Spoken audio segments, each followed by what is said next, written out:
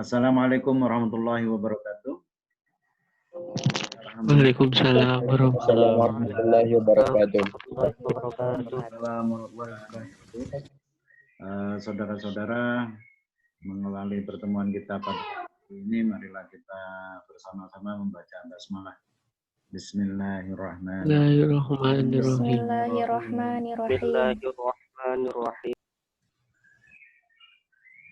Baik, saudara-saudara, pada kali ini saya ingin minta maaf yang sebesar-besarnya karena pada minggu yang kemarin saya belum mendapatkan kelas ini dan baru tadi pagi saya bisa menemukan ketua kelasnya dan alhamdulillah akhirnya pada mulai jam 9.50 tadi kita sudah mulai start memperkenalkan melalui grup WA. Kemudian kita juga sudah saling memperkenalkan diri melalui grup WA itu, dan pada kali ini kita ingin melihat melalui wajah ya, kita lewat Zoom, sekalipun mungkin hanya 20 menit saja agar kita bisa saling mengenal antara satu dengan yang lain. Saudara-saudara, saya sangat senang sekali pada semester ini saya diminta oleh Ketua Prodi untuk menemani saudara-saudara belajar studi Al-Quran. Dan saya ingin saudara-saudara bisa fokus kepada materi kita. Yang materi kita ini ada dua, ada studi Quran, kemudian ada studi hadis.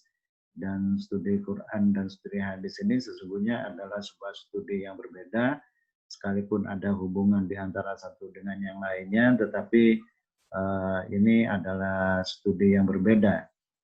Sekalipun demikian, mengumpulkan dua materi ini sesungguhnya adalah dalam rangka untuk mengantarkan saja, sehingga nanti pada mulanya saya barangkali hanya akan mengambil setengah semesternya untuk studi Al-Quran, dan setengah semester berikutnya nanti saya gunakan untuk studi hadis. Saya sesungguhnya bukan ahli di dalam studi hadis, tetapi karena mata kuliah ini adalah satu, maka mungkin nanti saudara harus mengkonfirmasi kembali kepada para ahli yang lain agar ilmu yang saudara peroleh adalah ilmu yang benar. Mengapa? Sebab sebuah ilmu itu adalah sebuah kebenaran. Apabila ada ilmu yang tidak benar, maka yang tidak benar itu tidak bisa disebut dengan ilmu. Dan saya yakin saudara-saudara masuk ke fakultas ini adalah dalam rangka untuk mencari ilmu. Dan oleh sebab itulah artinya saudara mencari kebenaran. Apa yang dimasukkan dengan kebenaran? Saudara-saudara, yang disebut dengan kebenaran itu berasal dari kata benar. Benar itu berarti tidak salah. Dianggap tidak salah itu apabila dia ada hubungan yang benar, yang sesuai antara konsep pada satu sisi dengan kenyataan pada sisi yang lain. Kalau saya katakan ini adalah korek, maka itu betul, itu disebut dengan benar. Mengapa itu disebut benar? Karena faktanya adalah korek dan konsepnya ini adalah korek. Oleh sebab itu ketika ini saya sebut dengan korek, semua orang mengatakan benar. Berbeda apabila kemudian saya mengambil ini, lalu saya tunjukkan kepada saudara, saya katakan ini adalah korek, saudara akan mengatakan salah. Salah Pak itu. Mengapa disebut dengan salah? Salah itu artinya tidak sesuai antara konsep dengan kenyataan. Dengan realitasnya itu tidak sama. Itulah disebut dengan salah. Saya senang saudara masuk ke perguruan tinggi ini karena perguruan tinggi ini adalah salah satu perguruan tinggi favorit di Indonesia. Bahkan sudah banyak dari beberapa negara. Ada sekitar 37 negara yang sudah masuk ke perguruan tinggi kita. Nah, saudara-saudara, mencari kebenaran itu nampaknya tidak bisa lain kecuali melalui pencarian yang tepat.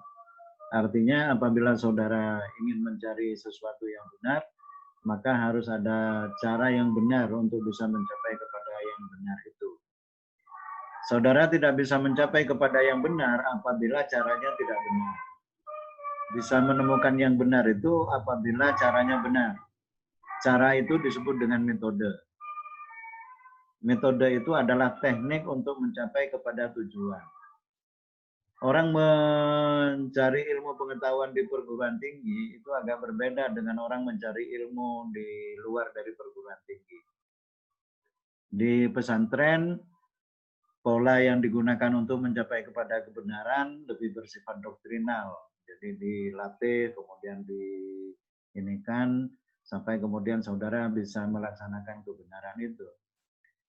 Di Alia, saudara sudah mencari ilmu dan saudara sudah menemukan beberapa kebenaran, dan kebenaran di dalam cara mencari ilmu di SLTA itu berbeda dengan cara di perguruan tinggi. Di perguruan tinggi ditambah peningkatan pengetahuannya. Kalau di tingkat Alia, di tingkat SLTA itu baru bersifat eksploratif, pengetahuan-pengetahuan dasar, pengetahuan-pengetahuan yang hanya bersifat dasar.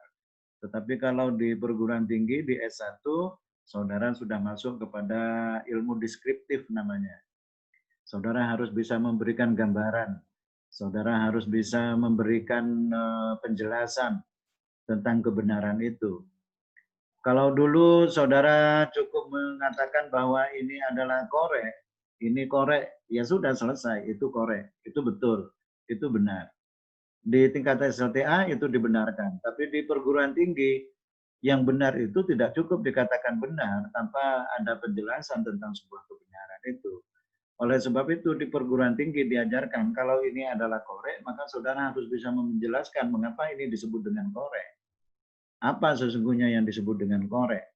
Maka pertanyaan ilmu di dalam perguruan tinggi itu ada 3. Yang pertama pertanyaannya what, apa?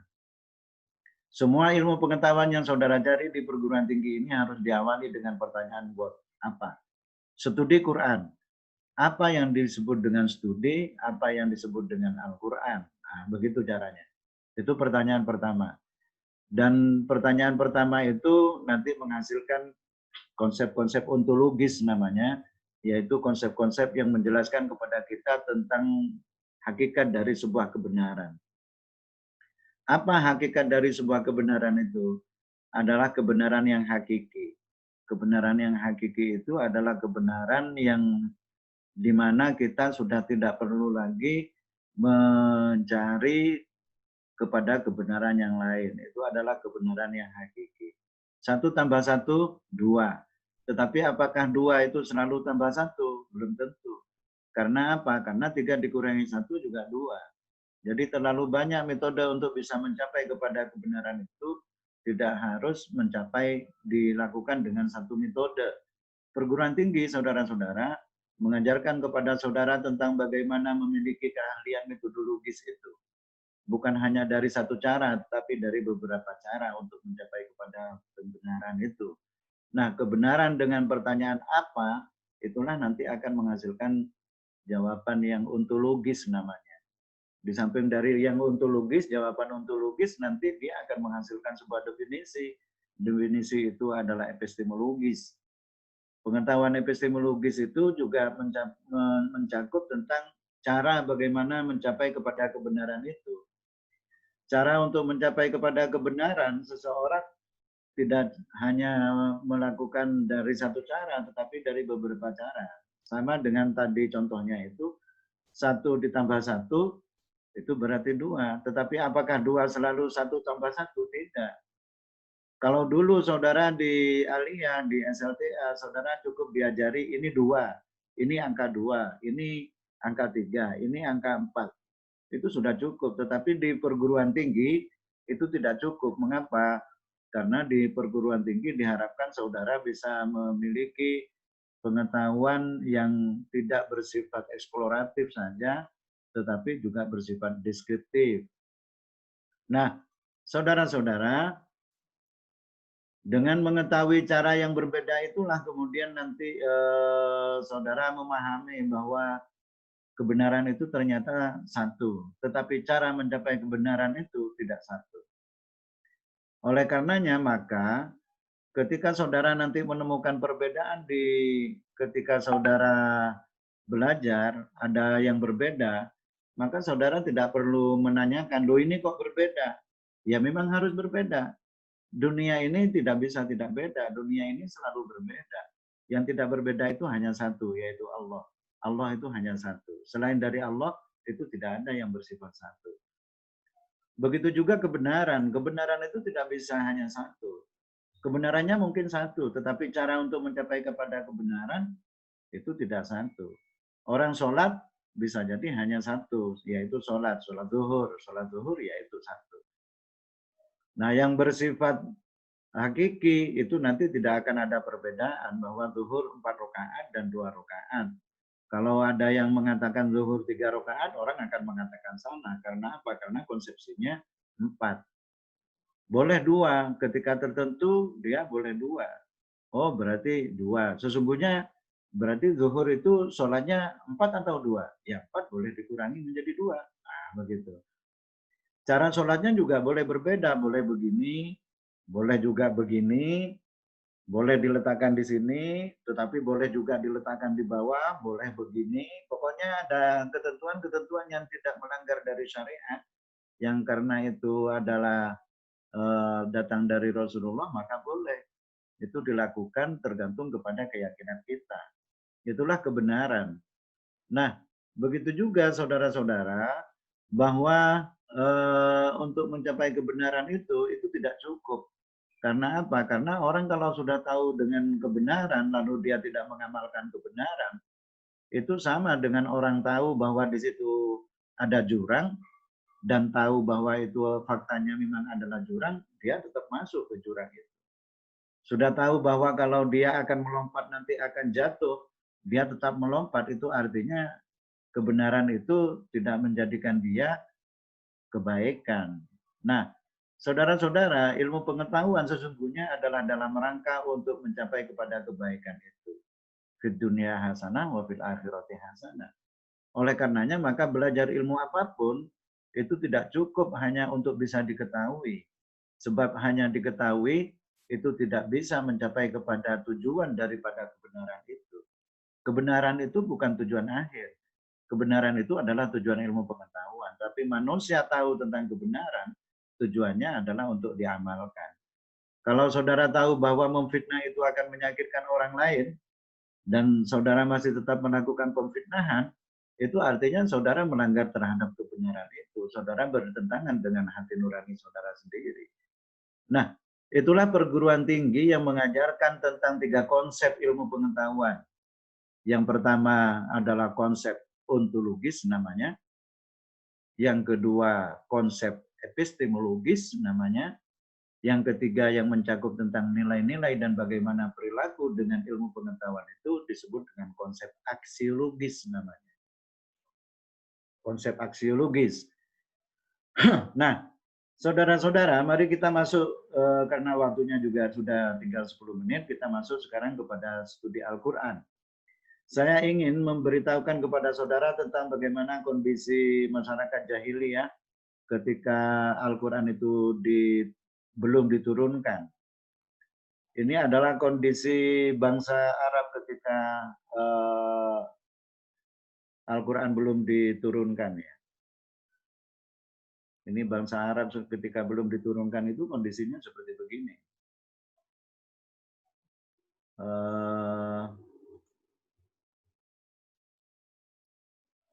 Ini kondisi wilayah ya.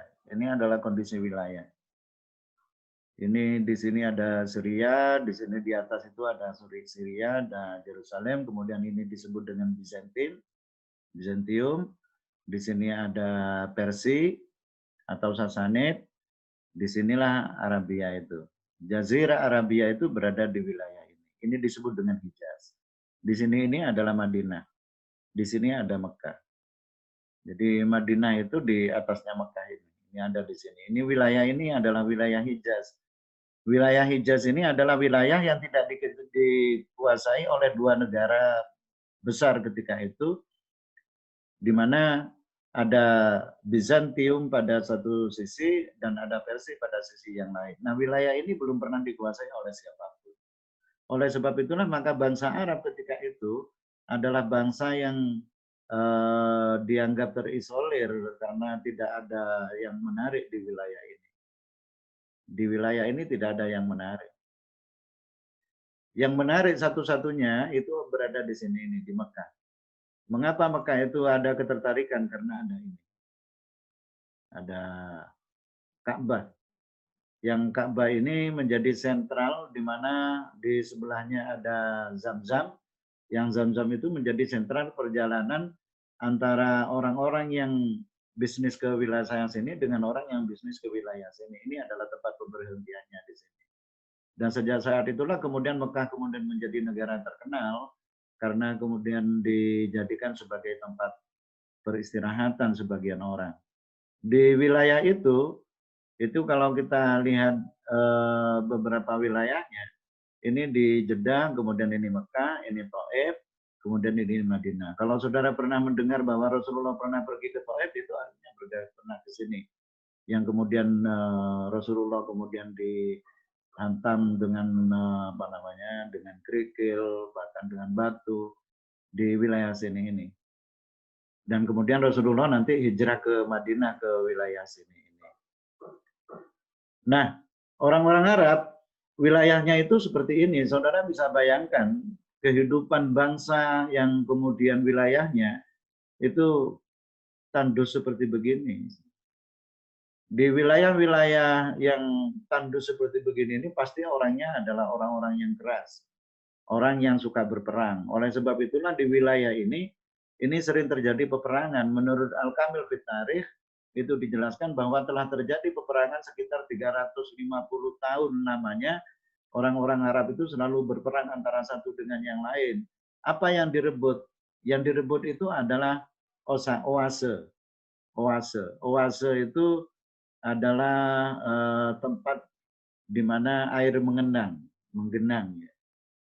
Dan kebiasaan orang yang di dalam Al-Quran digambarkan rihlatas syita'i wa shaif, itu berkafilah-kafilah seperti begini ini, mereka pergi berdagang, kemudian nanti kalau ada oase, mereka kemudian berhenti, kemudian menguasai di situ.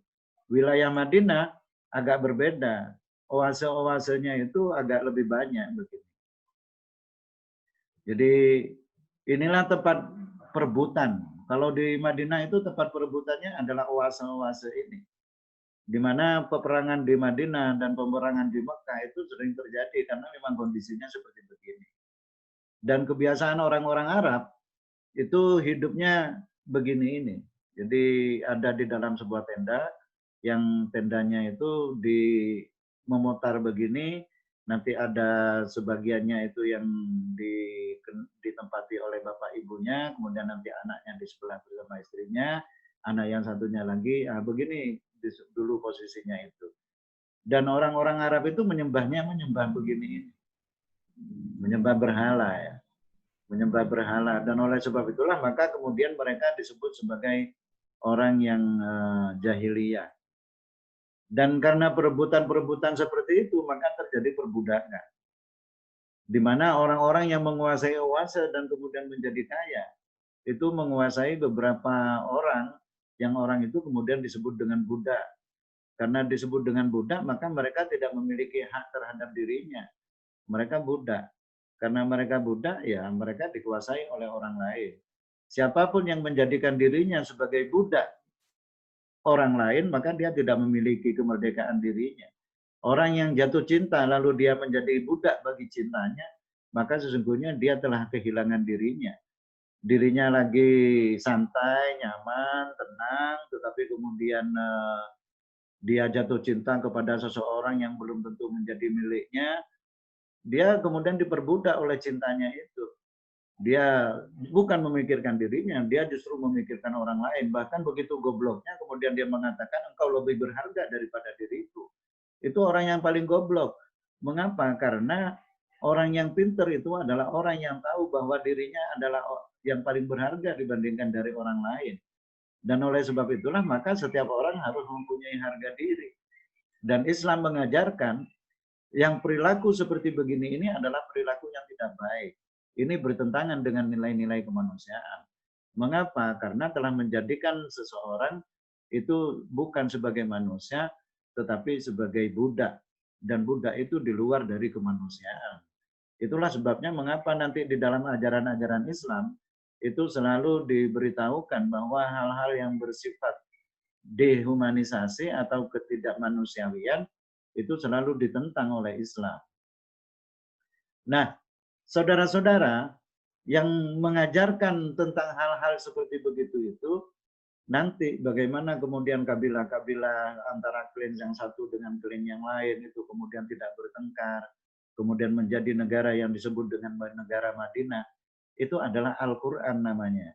Dan kita sekarang ini akan belajar kepada Al-Quran tentang bagaimana kemudian kehidupan yang tadinya bercerai-berai, tadinya bermusuhan antara satu dengan yang lain, tetapi kemudian itu menjadi sebuah bangsa, bangsa yang terhormat, masyarakat yang terhormat, bahkan kemudian menjadi negara, negara yang terhormat, namanya Madinatul Munawwarah kotanya.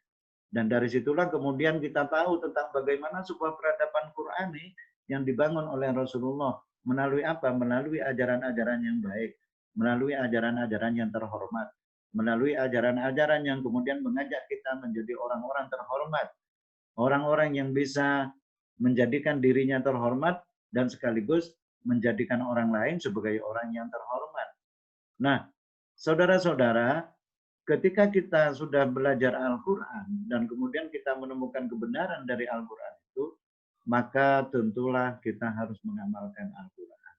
Inilah tujuan dari studi Al-Quran, dan saya nanti akan share tentang bagaimana Al-Quran itu dan bagaimana kemudian Al-Quran bisa menjadikan kita lebih baik di dalam kehidupan kita, insya Allah. Nah, saudara-saudara, selanjutnya kita masuk kepada studi. Apa sih studi itu sesungguhnya? Studi itu sesungguhnya adalah mempelajari. Mempelajari, studi. Mempelajari itu, studi disebut dengan research di dalam bahasa Inggrisnya. Research. Kata research itu berasal dari dua kata. Re dan search. Re itu artinya berulang-ulang. Search itu artinya mencari. Research itu artinya mencari berulang-ulang. Saudara-saudara, untuk mencapai kepada sebuah kebenaran, maka kita tidak bisa kemudian hanya mencari sekali lalu dianggap sudah tidak ada. Tetapi kita harus berlelah-lelah. Harus berlelah-lelah. Dan saya yakin ketika saudara masuk ke dunia perguruan tinggi, artinya saudara siap untuk menjadi lelah. Oleh sebab itu jangan menjadi mahasiswa wawa setelah ini. Apa mahasiswa wawa itu? Adalah mahasiswa waduh dan mahasiswa wadah. Dikit-dikit waduh, dikit-dikit wadah. Waduh, dosennya banyak tugas. Wadah, dosennya tidak memberi tugas. Jadi selalu waduh, wadah, waduh, wadah. Dikasih materi berbahasa Inggris. Waduh, bahasa Inggris. Dikasih bahasa Arab. Wadah, bahasa Arab. Kok jadi mahasiswa wawa? Jangan menjadi mahasiswa wawa. Saudara-saudara harus menjadi orang yang siap untuk berlelah-lelah di dalam mencari kebenaran itu. Mengapa? Karena ketika saudara lelah dan ada satu tetesan saja dari peluh kita ini, dari keringat kita ini, maka itu adalah hitungannya luar biasa. Setiap detak kita, detak nadi kita di dalam kita berlelah ini, setiap stres kita, itu ada hitungannya. Dan hitungannya itu akan memperberat mizan kebaikan kita. Dan inilah yang sesungguhnya kita cari. Maka sesungguhnya berlelah-lelah di dalam kehidupan dunia ini adalah sesuatu keniscayaan. Saudara tidur saja pasti lelah. Saudara berjalan terus pasti lelah. Saudara duduk terus, saudara lelah. Saudara tidak belajar, saudara tetap menjadi lelah. Lalu mengapa saudara tidak belajar saja? Karena sama-sama lelah di dalam kehidupan. Belajar itu akan mendapatkan pengetahuan. Dan ketika saudara memiliki pengetahuan, artinya saudara memiliki kebenaran. Dan oleh sebab itulah maka saudara bisa tahu mana yang benar, mana yang tidak benar. Nah, saudara-saudara, saya ingin mengajarkan kepada saudara-saudara model perguruan tinggi ini dengan harapan kemudian saudara jangan menjadi mahasiswa wawa. Berhenti menjadi mahasiswa wawa. Nanti kalau saya kasih materi, lalu kebetulan berbahasa Arab, jangan kemudian mengatakan, waduh, bahasa Arab. Begitu. Jangan. Kalau saudara tidak tahu, lihat di kamus, Dibaca pelan-pelan, lalu saudara terjemahkan satu demi satu, maka yang tadinya tidak bisa, saudara akan menjadi bisa. Kalau itu diberi bahasa Inggris, saudara jangan khawatir. Awalnya memang menyulitkan, tetapi nanti akhirnya akan menjadi kebahagiaan. Maka sesungguhnya berlelah-lelah di masa muda, ini adalah cara untuk mencari kebaikan di masa tua. Pak Fauzan dulu tidak sama dengan saudara-saudara. Pak Fauzan bisa menjadi dosen seperti begini ini, selain dari karena memang ditakdirkan, tetapi perjalanan untuk mencapai kepada seperti apa yang dicapai oleh Pak Fauzan dan dosen-dosen yang lain, dan tentu orang tua sampean juga memiliki pengalaman yang sama, itu berlelah-lelah. Saya tidak memiliki keuntungan yang sama dengan saudara. Saya dulu ketika kuliah, saya harus jual koran, saya jadi kernit, saya jadi kondektur. Tetapi saya bahagia dengan kehidupan saya itu. Saya ingin berlelah-lelah di dalam kehidupan saya karena apa? Karena saya tahu masa depan saya itu tidak bisa saya capai kebahagiaan tanpa berlelah. Dan alhamdulillah, kelelahan-kelelahan itu nampaknya telah mengantarkan saya menjadi seperti yang sekarang menurut orang menduduki posisi yang disebut dengan dosen itu. Bahkan sebentar lagi menjadi profesor, sekarang sudah profesor associate. Sekarang dalam proses untuk menjadi profesor.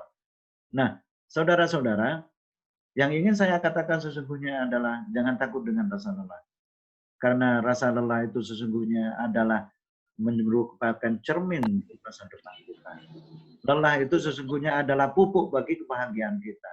Saudara tahu bagaimana pohon itu apabila tidak dikasih pupuk, sekalipun dia bibitnya bagus, diletakkan di tanah yang bagus tetapi tidak diberi pupuk, maka pasti tidak akan bisa lebih baik lagi. Pupuk kita sesungguhnya adalah kelelahan itu. Maka jangan takut lelah, jangan takut saudara untuk merasa lelah, karena lelah itu adalah pupuk kebahagiaan kita.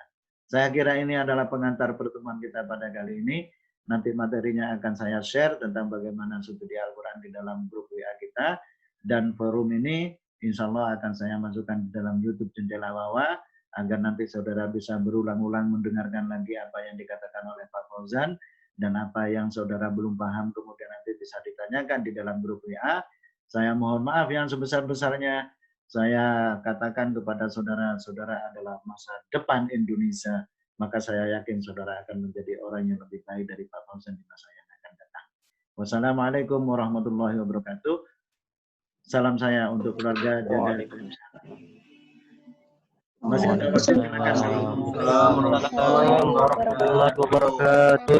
silakan saling bercerita. Silakan. Masih ada waktu 5 menit untuk saling bercerita.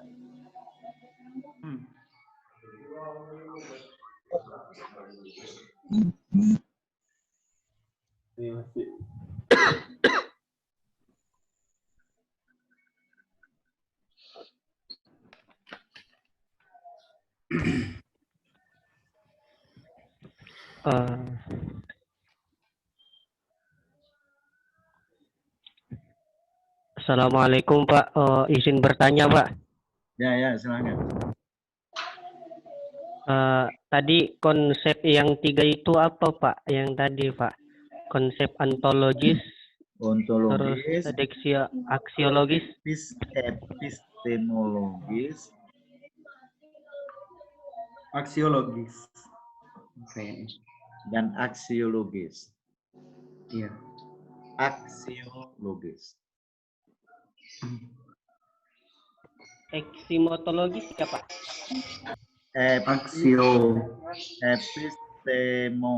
Epistemologis tulisannya. Epistemologis.